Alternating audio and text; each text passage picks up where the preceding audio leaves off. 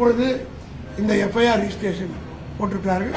சட்ட ரீதியாக இது சந்தித்து அதை தவிடுபடியாக்குவதற்கு திமுக சட்டத்துறை தயாராக இருக்கிறது என்பதை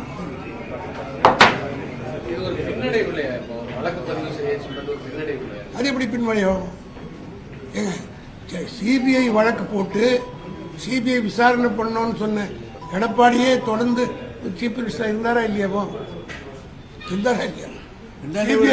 பின்னடைவுன்னு இல்லை தம்பி. அதாவது அவங்க எஃப்ஐஆர் போட சொல்லி கோர்ட்டில் சொல்லியிருக்கிறாங்க.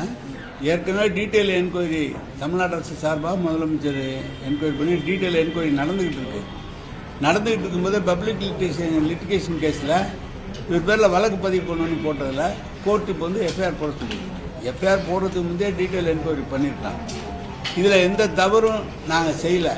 அதனால் வந்து உரிய நீதிமன்றத்தில் அணுகி இதிலும் நாங்கள் எந்த குற்றமும் இல்லை என்று நிரூபித்து வெளியே வருவோம். அதுதான்.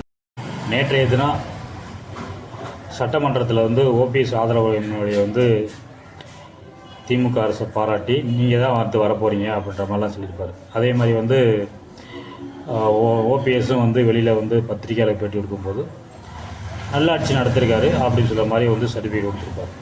அவர் வந்து திமுகவுக்கு வந்து கூடிய விரைவில் வந்து அவர் அணியில் வந்து இணையலாம்.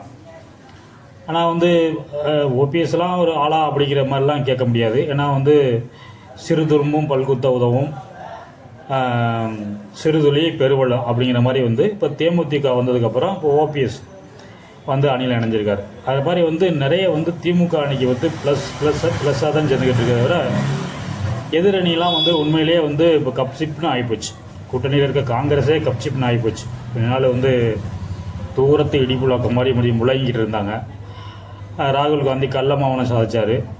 இப்போ வந்து என்னடா வந்து ஒரு அலையாக விருந்தாளி மாதிரி தான் இப்போ வந்து அவங்க வந்து மெதுவாக தான் பம்மி தான் வரணும். உள்ளே வந்து வந்தாலும் கொடுக்குறத வாங்கிட்டு ஒரு ஓரமாக உட்காந்துட்டு போக வேண்டியதாக அந்த மாதிரி தான் சூழ்நிலை வந்திருக்கு.